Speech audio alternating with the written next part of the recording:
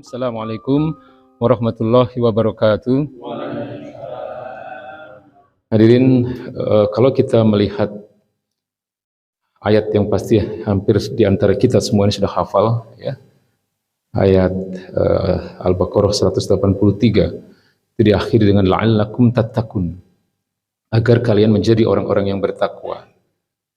Ya, frase la'allakum tattaqun ini bukan hanya ada di ayat ini. Kalau kita rajin baca Al-Quran, banyak sekali ayat-ayat yang diakhiri dengan la'allakum tattaqun. Di antaranya la'allahum yattaqun, ya.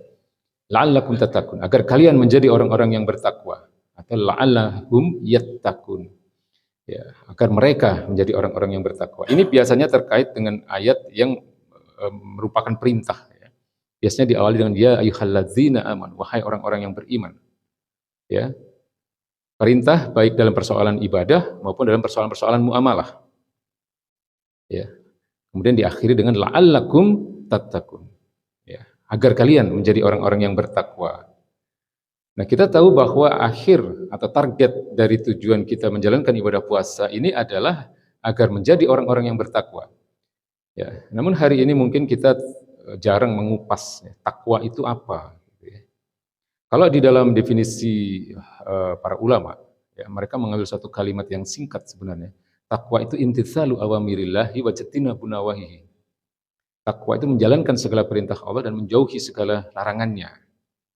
Karena di dalam Al-Qur'anul Karim penjelasan tentang takwa ini banyak sekali, ya. Di dalam surat Al-Baqarah awal itu misalnya ketika Allah katakan dzalikal kitabul la raiba fihi hudal lil muttaqin. Ini adalah kitab yang di dalamnya tidak ada keraguan sebagai petunjuk kehidupan bagi orang-orang bertakwa. Kemudian dijelaskan oleh Allah Subhanahu wa taala siapa orang-orang bertakwa itu. Alladzina yu'minuna bil ghaib. Mereka yang beriman terhadap hal-hal yang gaib. Wa yuqimunas shalah, dan mereka menegakkan salat. Ya, wa mimma razaqnahum yunfikun, dan mereka menafkahkan sebagian hartanya di jalan Allah. Ya.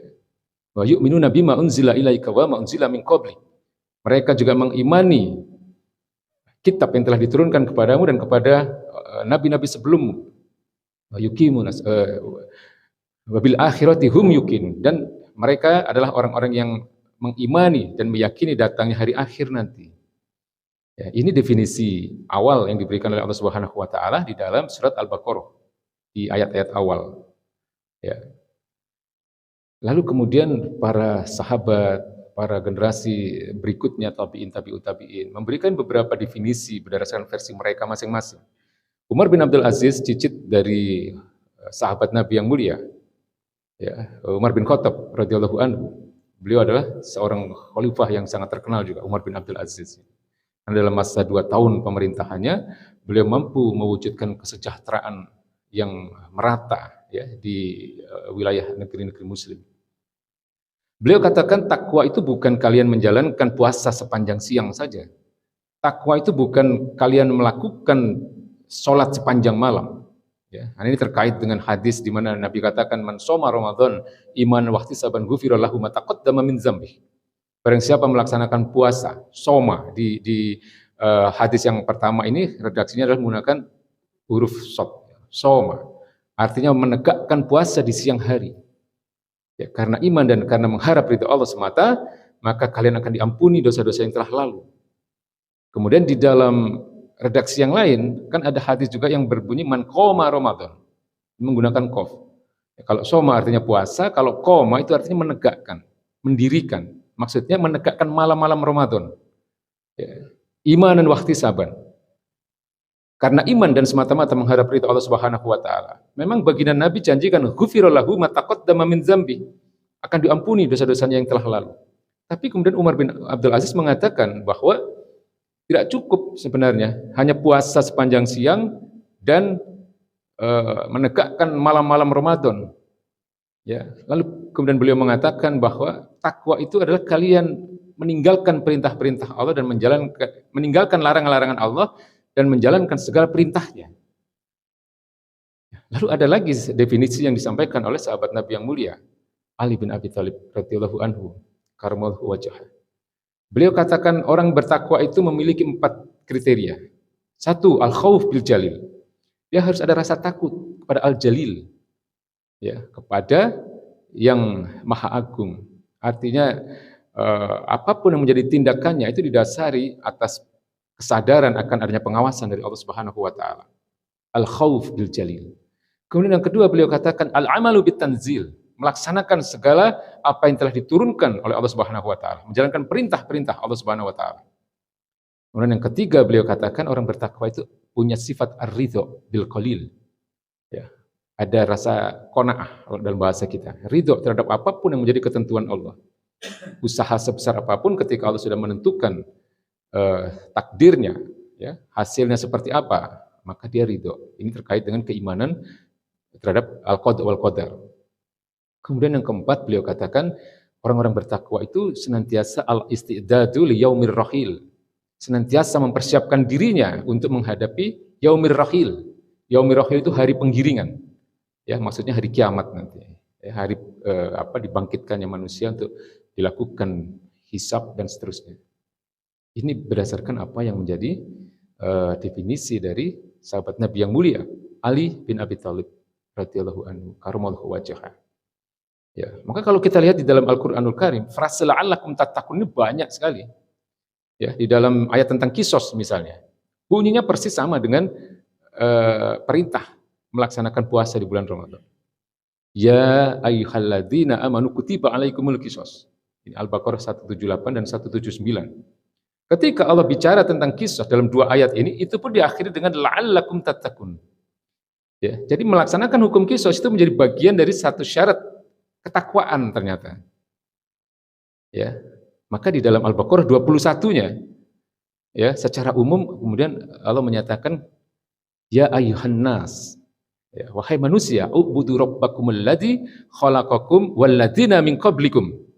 Sembahlah ya, Tuhan kalian yang telah menciptakan kalian dan orang-orang sebelum kalian. Ya, la'allakum tattaqun, agar kalian menjadi orang-orang yang bertakwa. Artinya apa? Ketakwaan itu hanya akan terbentuk melalui satu proses yang integral dalam seluruh aktivitas kehidupan kita. Bukan hanya dalam persoalan ibadah ritual saja, bukan hanya dalam persoalan ibadah mahdoh saja, ya, tapi juga dalam persoalan-persoalan muamalah, itu semuanya menjadi persyaratan bagi seseorang ketika dia ingin digolongkan menjadi orang-orang yang bertakwa. Ya. Jadi kesimpulannya apa? Takwa itu totalitas ketundukan. Ya. Takwa itu adalah ketundukan yang total kepada apapun yang menjadi ketetapan dari Allah Subhanahu wa taala. Imtitsalu awamirillahi wa jatinabu nawahihi tadi. Ya, menjalankan segala perintah Allah dan menjauhi segala larangannya. Itu poin pertama yang ingin saya sampaikan, ya, mengenai makna atau definisi takwa itu. Lalu mari kita bercermin dengan kondisi kita hari ini. Ya, apakah hari ini kita sudah menjadi bagian dari orang-orang yang bertakwa ini? Ya. Kalau kita lihat bagaimana kondisi umat Islam hari ini, termasuk mungkin di antaranya adalah kita sendiri, tidak mudah untuk mencapai ketakwaan yang hakiki tadi. Tidak mudah untuk mencapai ketundukan yang total ya terhadap apapun yang menjadi ketetapan Allah Subhanahu wa taala. Bukan takwa namanya kalau masih ada hal-hal yang kita langgar dari apa yang menjadi ketetapan Allah. Ya, bukan takwa namanya kalau orang itu masih nyaman-nyaman saja ketika mereka melaksanakan transaksi ribawi misalnya, ya. Bukan takwa namanya kalau di dalam pekerjaan ketika dia mendapatkan satu jabatan, mendapatkan amanah di mana di situ ada peluang untuk mendapatkan harta-harta yang haram misalnya, ya, dia nyaman-nyaman saja melaksanakan itu, bukan takwa itu. Meskipun dia sholat, meskipun dia puasa di bulan Ramadan, zakat, haji dan seterusnya. Ya, karena apa? Karena hari ini kita hidup di zaman yang sangat berbeda dengan zaman kenabian dan zaman para sahabat. Iklim kita hari ini, iklim kehidupan kita itu tidak mendukung kita untuk menjadi orang-orang bertakwa. Ya, karena apa? Hidup kita diatur oleh aturan-aturan yang kalau dalam bahasa yang mungkin beberapa kali saya sampaikan, Bapak-bapak juga pasti sudah paham. Hidup kita ini diatur oleh aturan yang disebut dengan aturan sekulerisme. Ya, kalau di dalam penjelasan Syekh Taqiyuddin An-Nabhani dalam kitab beliau, ya, beliau katakan sekulerisme itu atau dalam bahasa Arabnya alamaniyah itu definisinya adalah fasludin anil hayah wa fasludin anid daulah. Jadi sekulerisme itu adalah dipisahkannya agama dari kehidupan dan negara. Ya. Nah kondisi seperti ini tidak ada di zaman Nabi, tidak ada di zaman sahabat. tidak ada di zaman tabi'in, tidak ada di zaman tabi'ut tabi'in. Ya. Jadi agama atau Islam itu adalah sesuatu yang tidak memisahkan antara agama dan kehidupan. Paham ya yang saya katakan ini ya? Jadi kalau ada yang sering mengatakan, jangan bawa-bawa agama dalam persoalan politik.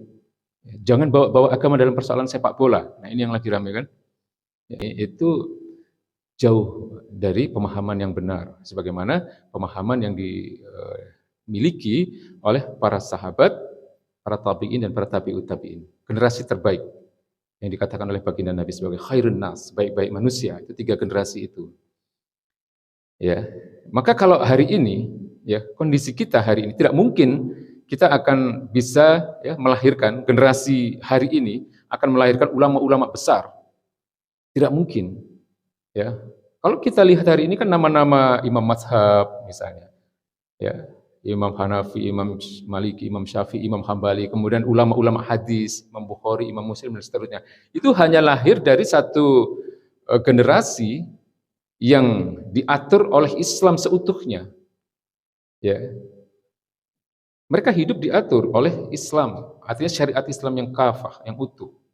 Ya. Apalagi generasi sahabat. Kalau generasi sahabat jelas mereka melihat baginda Nabi.